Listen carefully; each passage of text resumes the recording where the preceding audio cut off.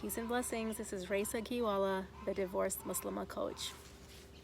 Ramadan is the month of the Quran, and we can all find solace in it for any situation. What I found really spoke to me was the verse, "Verily in the remembrance of Allah do hearts find rest." So much so that I use that as a lens to look at all of the other verses in the Quran. And so this next verse, which comes from chapter 13, verse 11 in the Quran, I'm going to break it down here from how I see it. Indeed, Allah will not change the condition of a people until they change what is in themselves. And I know that we've all heard this before, right? We know it so well. But I'm here to really ask, do we really know it? You know, how well do we know this verse, and what does this mean? And we're going to go a little bit deep here because there are two things to acknowledge here. Number one is that, you know, change yourself. What does that mean to change yourself? So we have to first know, what is my job? Like, what is it that I need to change? And so understanding the formula of how things work is that our job is our intention and our effort. That is the only thing. That's what we're going to be asked about. And Allah's job, right, is outcome. That's it. We stay in our lane and do our job, and you know, Allah is in control of all things. So outcomes, right?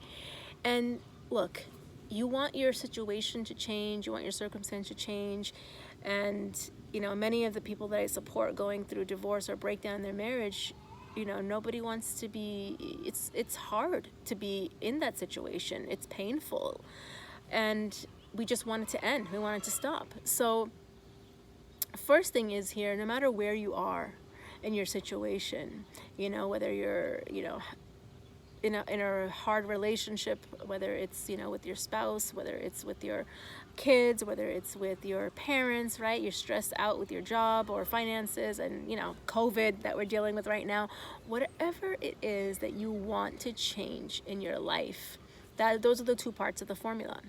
One is yours and one is Allah's.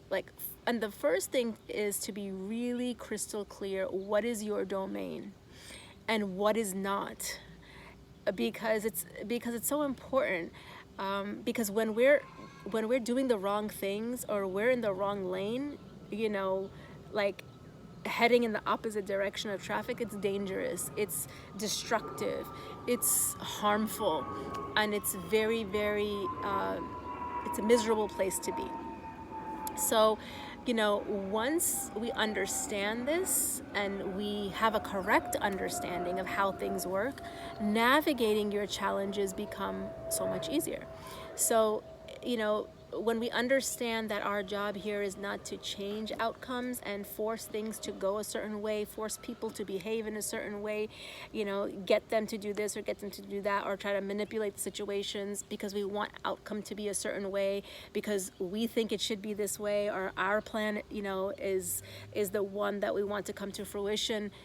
It doesn't work that way, because there's only one plan, and the plan of Allah is the one that's going to prevail. That's how the system works. When we understand that, when we accept that, things can go a lot more smoothly. It lends itself towards submission when we understand how the system works and does not work.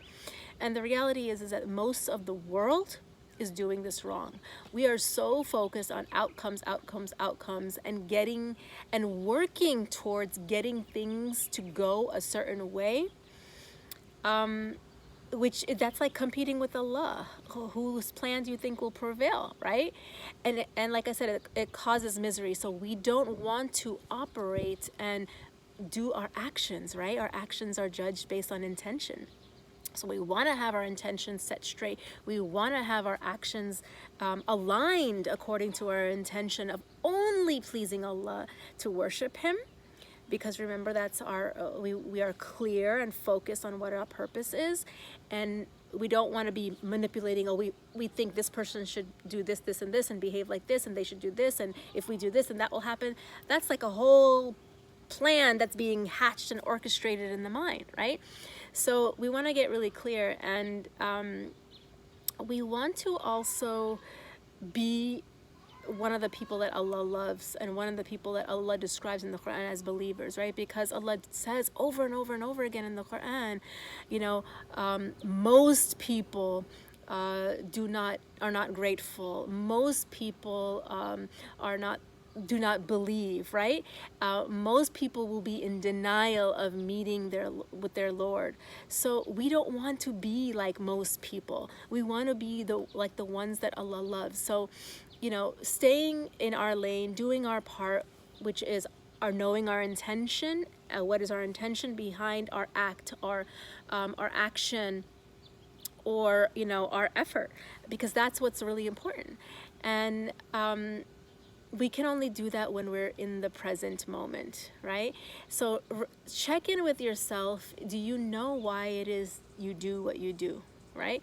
Are you aware of it? Or are you just kind of like, you know, randomly going through life and doing X, Y, and Z because, you know, you're afraid to stand up and use your voice that Allah subhanahu wa ta'ala has given you, because you're afraid that, you know, your husband will say this or your husband will say that, or, you know, that will lead to more anger, or that will lead to, you know, a separation, or whatever it is that's going through your mind in your particular situation at the moment. Because, you know, checking in and seeing, is your intention and action to elicit a certain outcome, or is it for the pleasure of Allah? That is what we want to decipher here, right? And like I said, you have to be in the present moment. Your mind has to be in the present moment to recognize that.